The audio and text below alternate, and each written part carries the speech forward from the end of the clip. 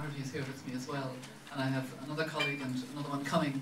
And we have been planning a meeting, as I said, next Wednesday with women ministers, other leaders, Christiana Figueres, the Executive Secretary of the UNFCCC, and Friendly Men. And what we will do is we will have a list of the areas in the kind of complex text for COP17 where gender and women's representation needs to be strengthened. And what we're really bringing out is this isn't just being politically correct. There is a real gender dimension to climate, as we saw on the film. If you undermine poor livelihoods, who picks up the pieces?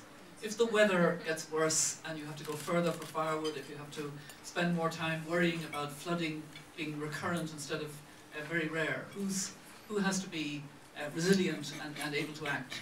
The adaptation funds, such as they are, rarely trickle down to women at local community level.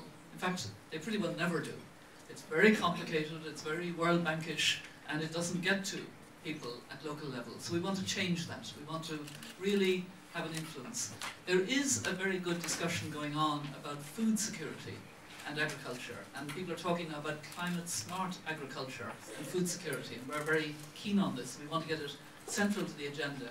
I think that it may take a COP or two, but I think we will get the family planning onto the agenda in the same way, because of the highly relevant connections. But because they're sensitive, it'll take some time. And what we have to do is keep bringing out the logic and the inevitability and the validity of the connection, and answering Esther's questions. Beautiful, wonderful, Mary. So I wonder if we can... More poignantly to me, I was in Somalia again in July. I'd been there when I was President of Ireland in 1992, because at that time the food wasn't getting through because of warlords fighting, and I even spoke to those warlords. This time it was so much worse. It was in October in 1992, at the end of the long dry season, and things were pretty desperate. And I was there in July, and the rains wouldn't come until October.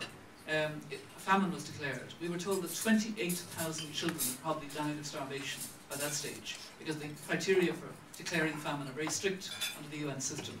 But the way I was, relating to very exhausted women with their malnourished children, you almost felt embarrassed asking them questions. But my job was to try to hear their voice and help them to get their voice out. And the first question is the obvious one: how many children do you have? And not a single woman said less than 6. 7, 8, 9, and it was really evident. They had 7, 8, or 9 in the hope that 1 or 2 would survive. What a position for women to be in, and yet that is the position that they're in the hope of that. So, in the answer to your question, I think it's not a case of one or the other of which. We have to be as holistic as possible. And sometimes there are entry points on one and sometimes on the other. And I was chair of the Gavi Alliance Board. Vaccination's also a very important element. So we need to, and even, believe it or not, access to electricity has hugely beneficial family planning consequences.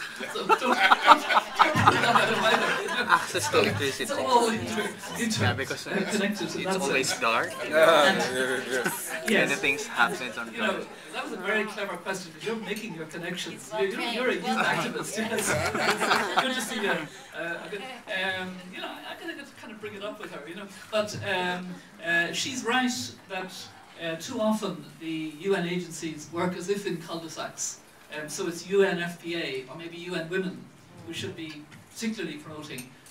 But in fact, more and more the UN is being told to act as one, to have task forces that cross these. And what we don't probably have at working level in countries, it might be one of the suggestions that we can try and make. We have task forces on gender and human rights, task forces on development, but I don't think we have a task force of the UN at working level in countries that crosses health, climate and development, that actually makes that connection. And maybe that's the answer, and then it would start coming up through. But really good question. Thank you. Wonderful. Thanks, Mary. Let me let a couple of other panelists, you don't have to answer all the questions because we have a lot of questions here, but let me turn to you, Roger Mark, too.